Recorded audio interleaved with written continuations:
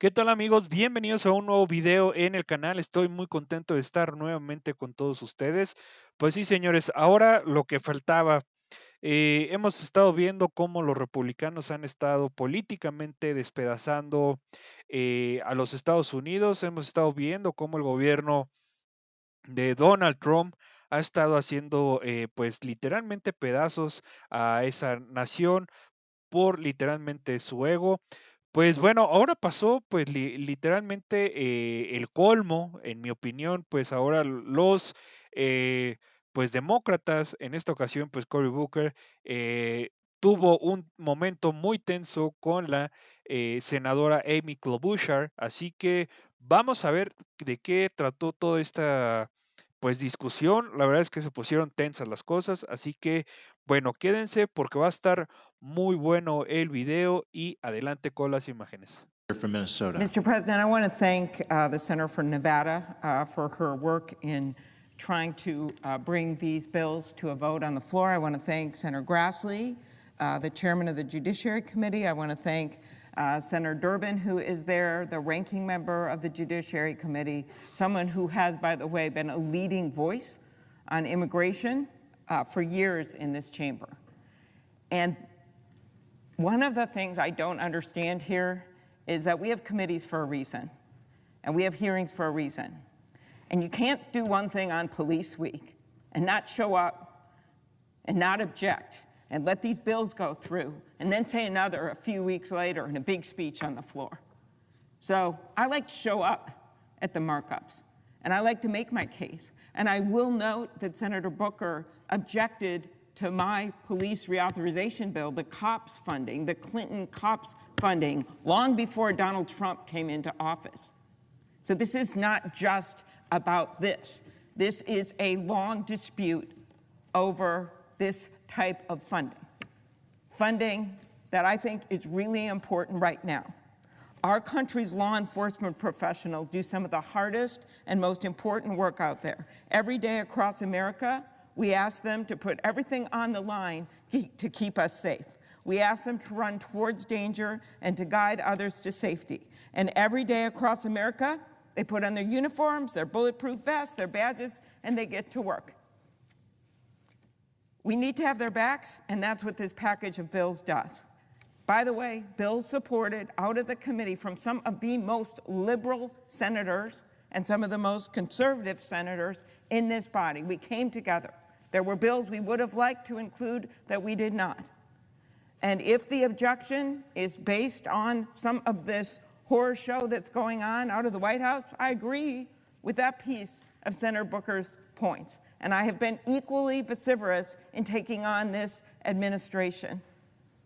But all of these bills came out of the committee unanimously, and I think they deserve that support on the floor. These bills help fund grants for mental health services for law enforcement. And by the way, if this issue, which I agree with Senator Booker on, about that all these states should be treated the same, well, then I suppose then he will be voting against all of this funding for New Jersey unless this is changed. So we should be watching for that for every single vote instead of just these bills that are in front of us that were supported unanimously out of committee.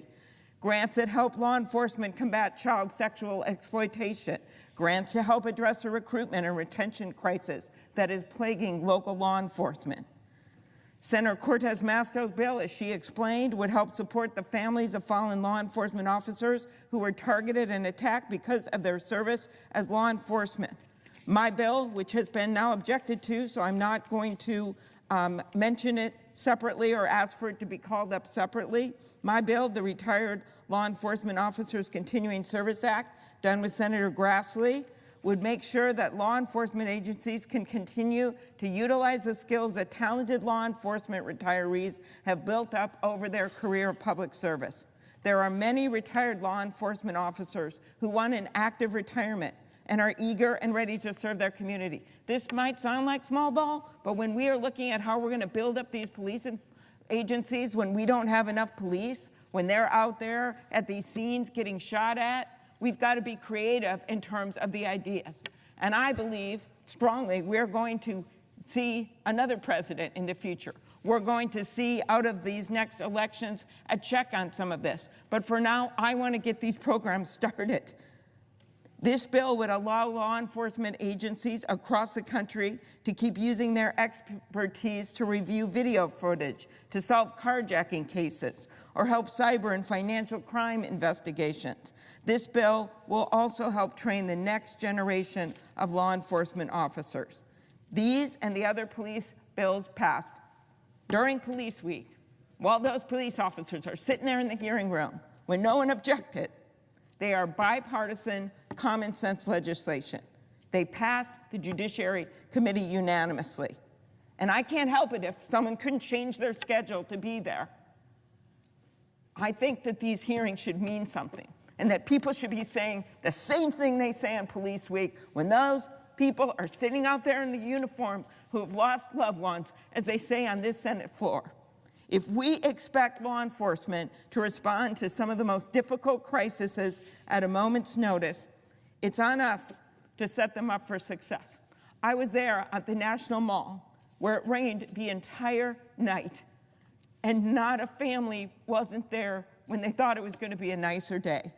And that was this year on the National Mall to honor those fallen heroes, the Law Enforcement Officers Memorial Candlelight Vigil.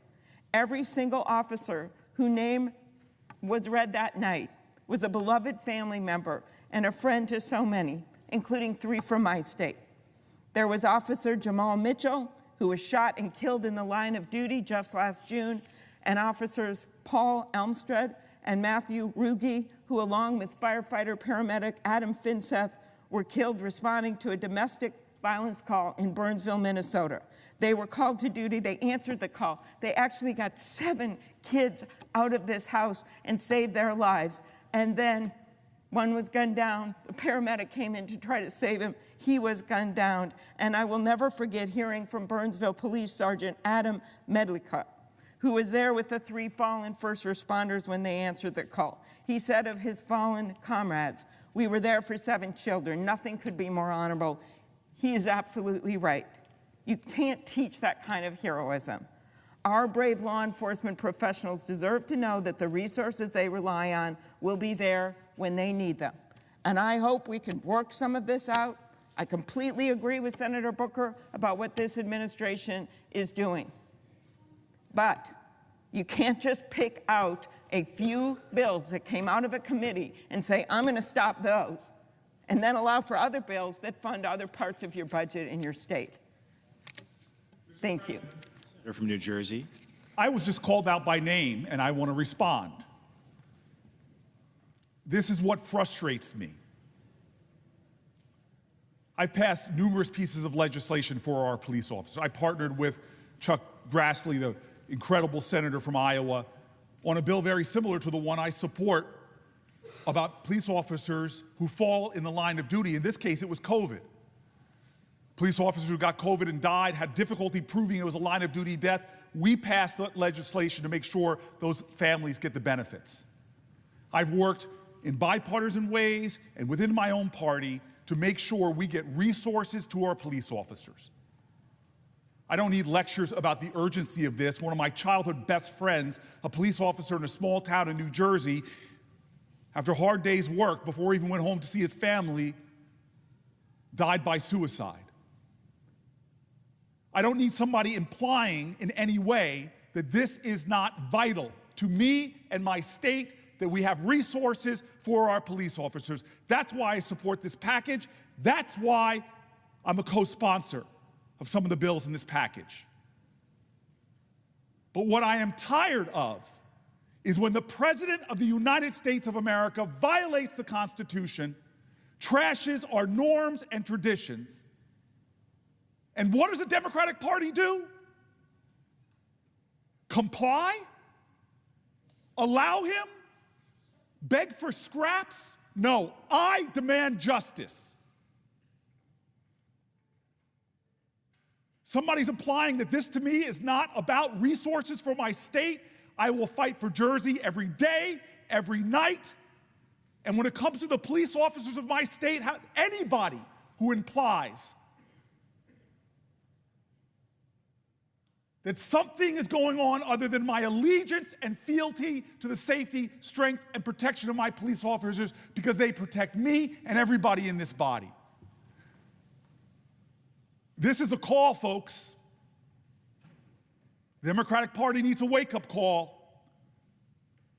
I see law firms bending a knee to this president, not caring about the larger principles, that those free speech rights, that you could take on any client, why are you bending the knee? I see universities that should be bastions of free speech bending at the knee to this president. I see businesses taking late-night talk show hosts off the air because they dare to insult a president. I see people who want mergers suddenly think that they have to pay tribute to this president.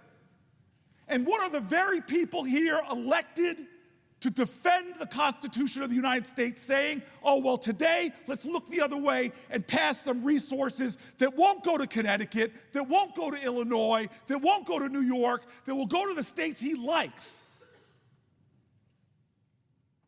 That is complicity with an authoritarian leader who is trashing our Constitution. It's time for Democrats to have a backbone. It's time for us to fight. It's time for us to draw lines. And when it comes to the safety of my state being denied these grants, that's why I'm standing here. Don't question my integrity. Don't question my motives. I'm standing for Jersey. I am standing for my police officers. I'm standing for the Constitution, and I'm standing for what's right. And dear God, if you want to come at me that way, you're going to have to take it up with me, because there's too much on the line right now in America. As people's due process rights and freedom of the speech rights and secret police are running around this country, picking people up off the streets who have a legal right to be here. There's too much going on in this country. When are we going to stand together for principles that I just heard that we're agreed with? When are we going to stand together? If we don't stand as Democrats, we deserve to lose. But if we stand united, if we stand strong, if we stand with other people, if we tell with a chorus of conviction in America what this president is doing is wrong, if we stand up and speak that way, dear God, we will win. Like all of those people that are ancestors who joined hands together and said, we shall overcome. No, not on my watch. I'm protecting Jersey today. I'm protecting our Constitution today. I'm standing today. Caray, señores. Pues ni qué decir, la verdad es de que pues esto me llama mucho la atención. Entiendo, la verdad, las dos partes, de verdad que las entiendo, tanto Amy Klobuchar, porque, bueno, hay que decir qué fue lo que pasó, o sea, hubo esas votaciones, hicieron esos proyectos para, digamos, para esas reformas, digamos, ese financiamiento, esa redistribución de recursos y todo. Obviamente, desde su trinchera, creo que están haciendo bien.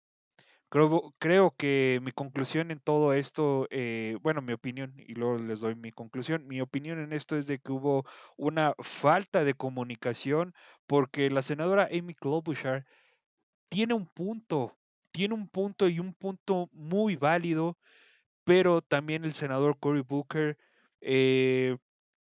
obviamente ya sabemos ya sabemos cómo es él de expresivo. Pues también tiene un punto, o sea, los dos tienen sus razones, la verdad es de que parece que se calentaron aquí las cosas, pero tienen un punto los dos, ¿saben?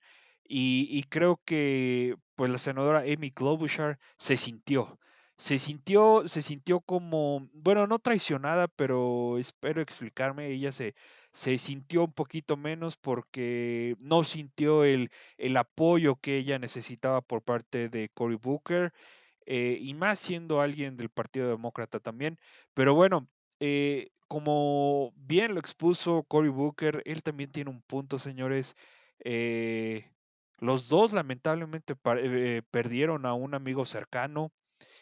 Obviamente es muy terrible recibir ese tipo de noticias, lo cual yo creo que te destroza el corazón totalmente, porque es prácticamente la familia que tú vas eligiendo en tu vida. Y bueno, no sé qué opinen, la verdad es que se me hace un video algo difícil de decirlo, de analizarlo, pero aquí lo que importa es qué opinan todos ustedes. Señores, hasta aquí el video. Me encantaría saber todas sus opiniones y bueno, les mando un abrazo, suscríbanse, es totalmente gratis, es solamente para que ustedes no se pierdan los videos que hay aquí en el canal. Y bueno, la verdad me encantaría saber más al respecto de todos ustedes. Nos vemos en el siguiente video, va a haber videos muy picantes, así que bueno, les mando un abrazo y nos vemos en la siguiente. Bye bye.